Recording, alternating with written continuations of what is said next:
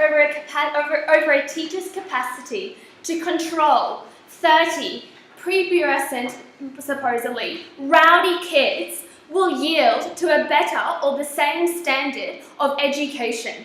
We have a moral and practical obligation to ensure that the school remains an institution which at its foremost prioritizes the standard of education, not the enjoyment of the experience. There are other and better alternatives to attain this enjoyment factor.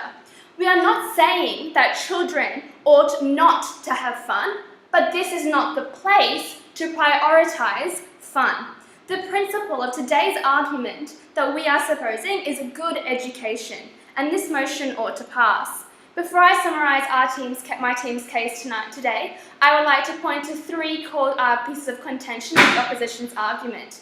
Firstly, they've articulated if they enjoy, they won't disrupt the environment and thereby create a better school system. Secondly, they will only love learning if there is no authority. And thirdly, the power dynamic created with authority is problematic. Now back to their first point. So they articulated that they wanted us to believe that by a student enjoying class, they thereby won't disrupt the class, thereby it will supposedly create a better environment.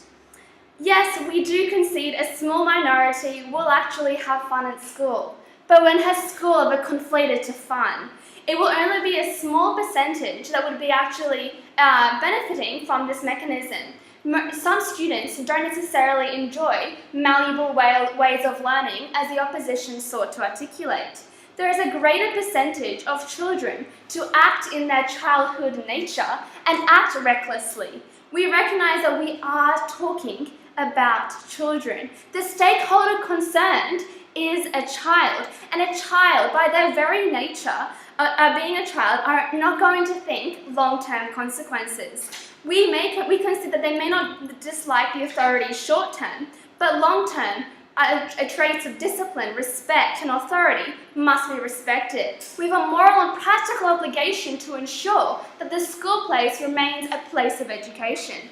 We draw an analogy here to the role of the parents. Arguably, the skills that the teacher has, a responsibility, is a larger role of a parent, because they are the parent figure of 30 plus students for 8 hours a day, 5 days a week, thereby assuming a larger responsibility in some cases for 12 years of a child's life than that of the parent themselves.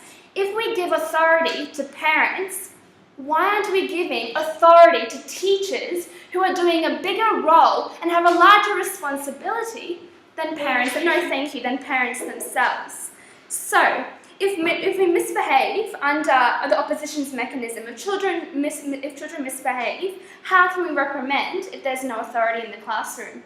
Do we say you can't draw an extra smiley face? Because under authority, it gives the capacity to reprimand. And if there's no authority, there is no respect.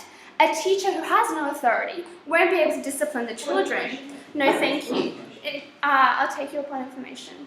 Yeah, I don't think that giving responsibility to the children will let them consider that their misbehaviors are wrong and to learn from their own mistakes. Okay, so a child, when they are taken to a school, they are 4, they do not know what's wrong or right. A parent takes their child to school to further their education. It's a teacher's responsibility to be able to establish what is wrong and right via authority. You can only create that mechanism, that understanding of what is right and wrong through authority. A child is a child by their very nature, that adults have an obligation to ensure that they are learning what is right and wrong, and they need authority to be able to do that. So in reality, having a fun environment is only wasting time, and it's the actual opposite of what the opposition is trying to state. So we recall that the fundamentals of school is an institution, and to take children is there for them to learn.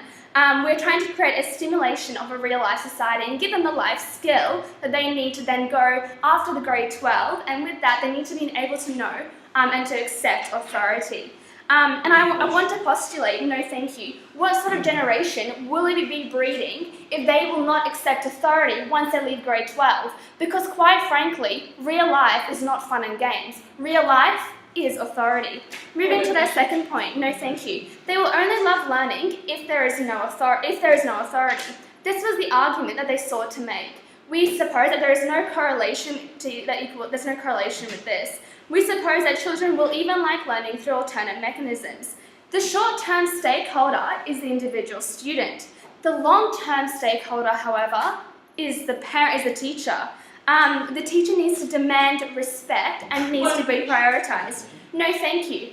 The teacher is in the school education system for 30 plus years. The child is in the education system for 12 years.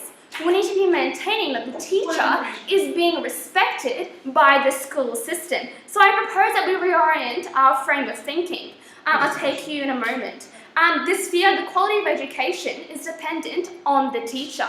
That has a responsibility. I'll take your point. Yeah, can you engage with my point about how this is actually going to create a worse environment for the teachers where they don't like their job as much and actually probably will end up teaching in a worse manner? We acknowledge that the trade unions, we acknowledge that teachers via trade unions have expressed there's lower pay. It's really easy to get into the job of being a teacher. There's always gaps in employment in teachers. There's a demand for teachers because the role of a teacher does not demand respect from society. By not giving teacher authority, we are saying that position, that responsibility does not demand authority and thereby should not be regarded as an important occupation.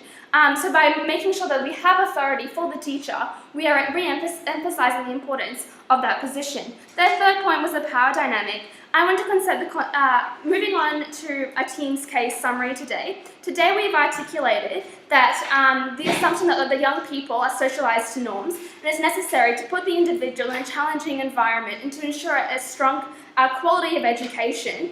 And the enjoyment can still take place within the school environment. We do acknowledge this, but I want you to consider this. In an environment of fun, such as a sporting game, there are rules. Why? Because even in environments of fun, there's a recognition that rules and authority need to be taking place and prioritized. Thank you.